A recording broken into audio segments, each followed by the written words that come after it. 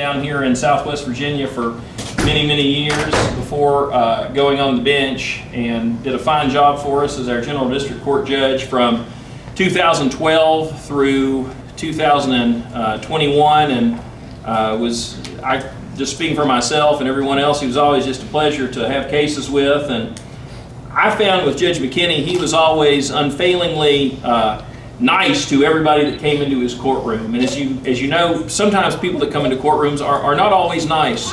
But Judge McKinney, I never saw him lose his cool, and frequently, not frequently, but from time to time, I would see him involved in cases, and I would think, boy, I don't know how he is keeping calm through all this, but he did it every time, and he is just always just been such a wonderful guy to all of us here. And I'm glad we're all able to gather here today to honor him and to hang this portrait that'll hang in this courtroom and in the new courtroom for many, many years to come. I know, well, you all hear me talk every day, so I know you want to hear some of the other things that folks had to say about our friend Judge McKinney.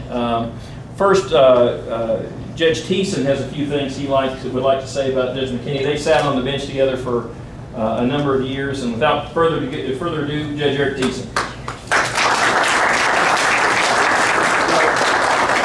Well, I think Bruce covered a few of the things I was going to say, but first of all, thank you for everyone that is here today. Thank you to the delegates who are here today, our representatives, and to all the judges that are here, and the other individuals and members of our community here to pay homage and to show our respect for Judge McKinney, who served almost a decade on the bench here. I do have a few things that I just wanted to add. I'm honored because Judge McKinney Blake was not just a fellow judge and a colleague, but he was a friend, and we were neighbors. So I'm really, it was a really wonderful run that we had, Judge McKinney, to be on the bench together for 10 years. One of the things I think that sort of separates Judge McKinney from some of the other judges that have been here and that are still here is he is a true son of Washington County. And I think that maybe other than the years that he went to law school, his formative years, his years in high school, his years at Emory and Henry, and his practice, with the exception of a few years over Russell County, was here in Washington County. I know there's some judges here that may also to some extent share that distinction, Judge Johnson, Judge Buddington. But I think of all the judges that I've known since I've been here, he is a true son of Washington County, which I think is really part of how he approached being a judge, and it was also part of the challenge when he was a judge, because when I came on the bench, everyone would be like, "Oh, don't you know Judge McKinney?" Well, I know Judge McKinney from way back before he was a judge, and I think a really large number of people who came and asked this judge to decide their cases, whether civil or criminal or whatever they might have been, already knew him.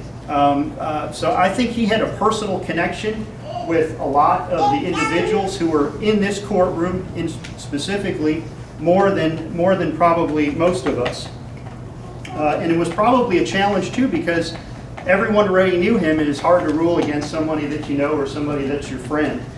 Now, just touching on Judge McKinney's practice before he came here, Bruce Russell mentioned it was a real estate practice. That was another way that he knew so many people, and it was a very successful practice.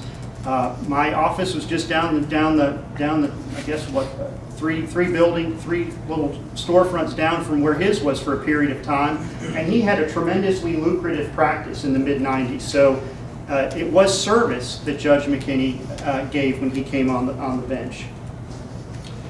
Most of that time he was the presiding judge here, as you know. When we received another third judge, he was also the presiding judge down in Bristol. So he touched a lot of folks down there as well.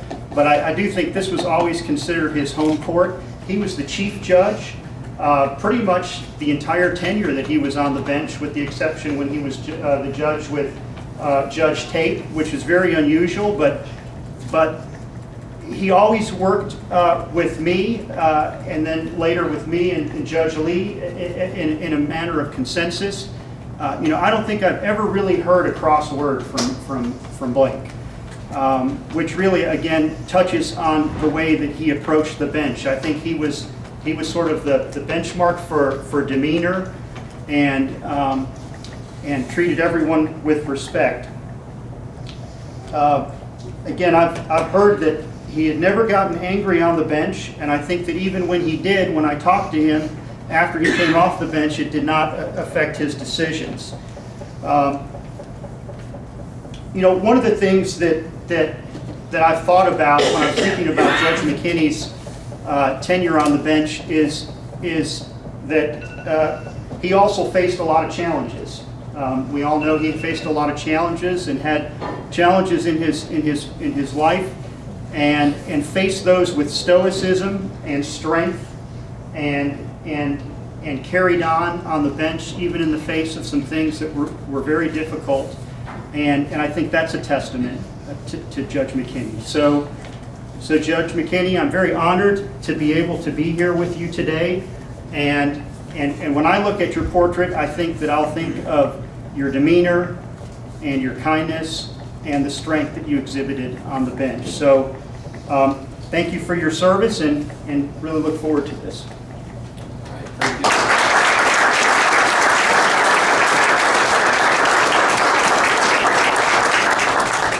And I know there's a few others who wanted to say a few words, starting with Judge Moore. Right here. Yes, sir. My name is Mike Moore. I'm a circuit court judge over in Russell County. Before that, I was in a law firm called McKinney & Moore. In 1990, we started a law firm. Really, nobody else wanted us. So we hooked up together. No, truly, I didn't have the guts to do it on my own, and so Blake encouraged me. We started out, his dad had an office up here on Cummings Street. We had no books, we had no computers, we had no money, we had no clients.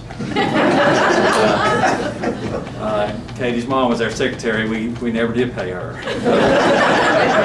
But Blake knew how to do real estate. Our first client actually was McKinney Oil down here. A friend of mine worked there, and he let us look at a lease. We charged $150, and we asked for the money in cash. And this is a true story. We went down to Suburban Shoe and we bought these Reebok tennis shoes, the pump kind.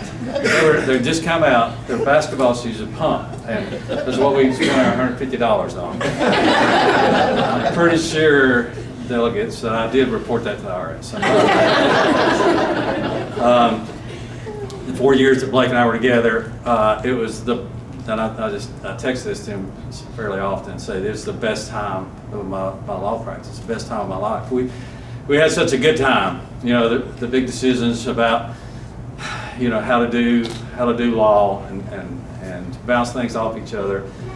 Blake was so good.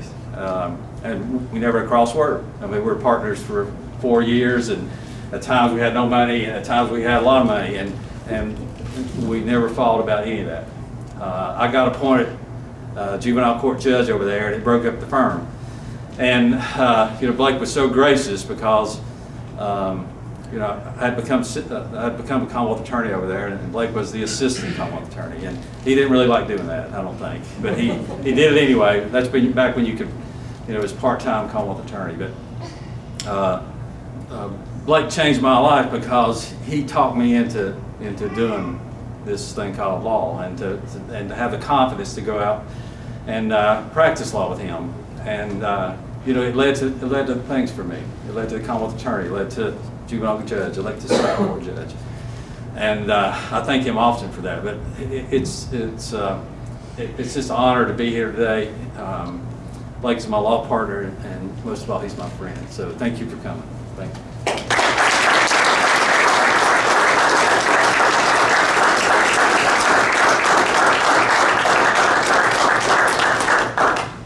Who else would like to come up and say a few words about Judge McKinney?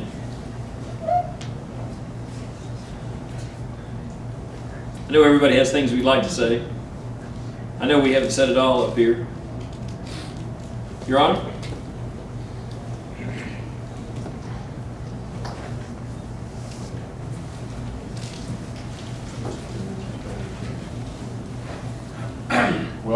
I think even Blake would probably take a deep breath when he sees me walk up here to say a few things about him.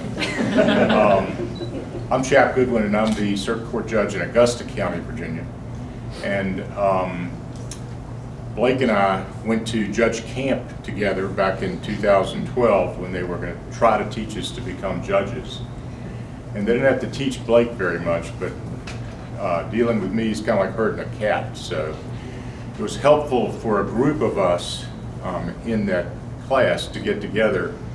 And there were 6 of us originally, I think, that just sort of sat together and continued to sit together for the next 5 or 6 years. And part of the difficulty of being a judge is that you really don't have close associations with people after that. And you know, the Supreme Court discourages you from being close to lawyers or close to people in town that might have business or cases in front of you. So we sort of associated as a impromptu judge firm instead of a law firm, and it was just exactly like has been described practicing with Blake, because you could call him anytime, and 1, he knew the answer, and 2, he had a very good common sense way of working it out for you. And it was just delightful for us to be able to talk back and forth about cases. But what hasn't been mentioned, and it surprises me from looking at him today, that it hasn't been mentioned what a dapper dresser he was. And he is the best dressed judge in the state of Virginia, bar none. Always was, and it was just, when you were at conferences or places, you know, you'd see everybody come in maybe with a knit shirt and khaki pants, and he would come in a nice linen suit with an ascot and a bow tie on. But he was, as has been described, always kind, gentle, always had time for you, always knew the answer, and it was just a pleasure to be on the bench with him. And I'm delighted to have gotten up here for his retirement and to get up here today to see his picture. My wife has referred to it as Denise. She's referred to it as the hanging, and we have no problem coming to the place. Right.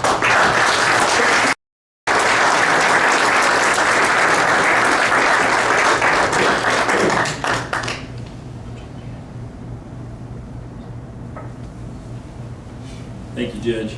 Well, not only would I say that Judge McKinney was the best dressed person or the best dressed judge on any given day, he was frequently, I would say, the best dressed man in Washington County, and still is, as we see how he's turned out today for this event. Is there anybody else that would like to say a few words before we move forward here? Judge Freeman, please. Well, I think I was the only judge in Washington County that ever tried a case where Blake was the judge, because he just never came to court. He would pay his clients not to come to court. He would give them money to say, I'm not going to go to court. But I tried a 2-day trial that involved a right-of-way. And we had a viewing down near Bristol, and did all the view, and then he had every witness was someone that had known me personally over the course of time. They didn't know a damn thing about the right-of-way. He just wanted to influence the court. And then, as the trial came to an end, he got word that he was going to become a judge, and he hired another lawyer to come in and finish out the case, which only took about 5 minutes because the other lawyer, whose name I'm not going to mention, knew so much more about the case than he did. And then my concluding remark is that when I was a district judge, Washington County and the county administrator and the person in charge of buildings made, this is a true story, they made me pay for the wood floor in Blake's office. I wanted, you know, Judge Hutton had been there before me, and he had put every cigarette out that he had ever smoked. My chair was burned up, the floor was, the carpet had cigarette marks all, I am not kidding. And if there's anyone from I'm not seeing any district, well, howdy. And so, not that I demanded it, but I said, we just got to do something about this office. So I wanted a wooden floor. I got it. I paid for it. And Blake thanked me for it every time he saw me. He just loved that floor.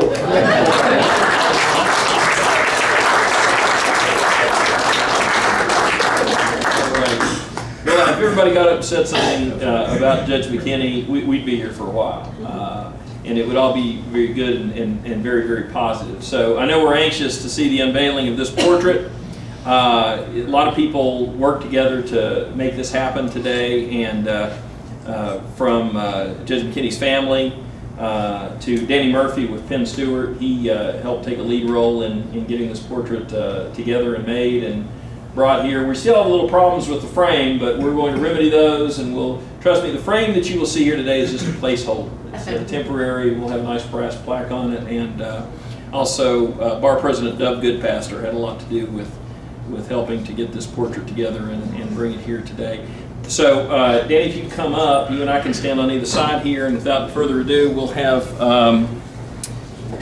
Bar President Dove Goodpaster come up, and if we could have Suzanne, if you want to come on up here, we'll let you do the honors.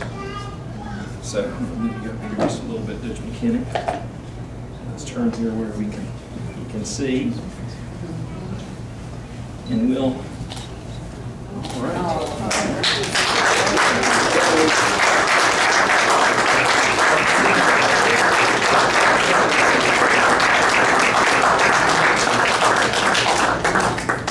That looks great. So, Deb, did you want to say a few words? Yeah, I will. I just wanted to say thank you to everybody that came here today for Judge McKinney. Really appreciate Danny Murphy with all of his help. He's the Vice President of the Bar Association. I'm President of the Bar Association. And Ashley Thomas, our clerk, Judge Thiessen and Bruce, and with the family. You know, this, I think, really means a lot to them and to Judge McKinney. And I'm sure that he is thrilled to see your faces and you know, the people that he's seen over the years on the bench. So it really is an honor for me to be a part of this ceremony for the judge. I appeared in front of Judge McKinney a few times when I first started out as a young attorney working at Legal Aid, and I talked to him when I got here, and I said, Judge McKinney, you may not remember me, but I certainly remember you. You know, as a young lawyer in front of our judges, you're just in tune to every word that the judge says. So I can say that he really was a very patient judge. He had such a good demeanor on the bench. And I can recall a hearing with him on a protective order. We had the hearing and he finally told the parties, folks, I just want you all to live in peace. And it's a good example of how Judge McKinney, he could speak to the public and tell them something that was very simple but so powerful, and he really impacted a lot of people when he was on the bench in that way. So I hope that he's happy with this and that the family's happy with it. And so this is on behalf of the Washington County Bar Association. There are drinks and snacks in the attorney room if anybody would like to go in and have that, and also to talk to Judge McKinney. I'm sure that would mean the most to him to chat with you all. So. I think that's it.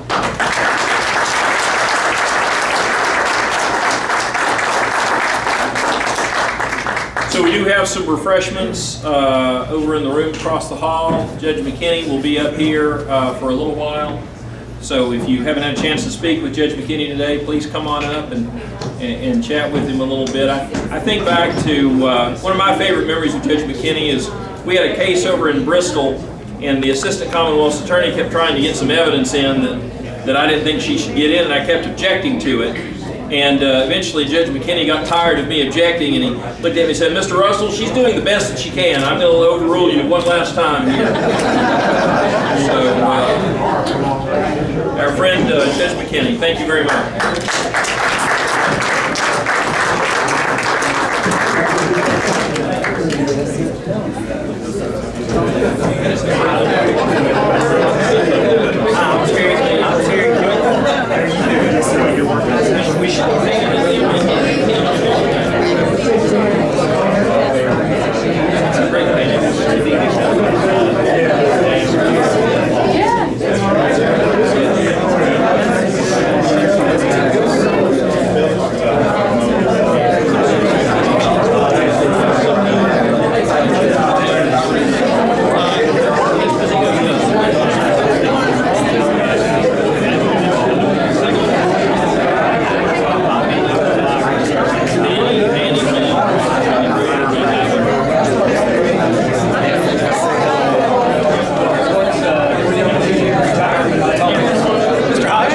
sir.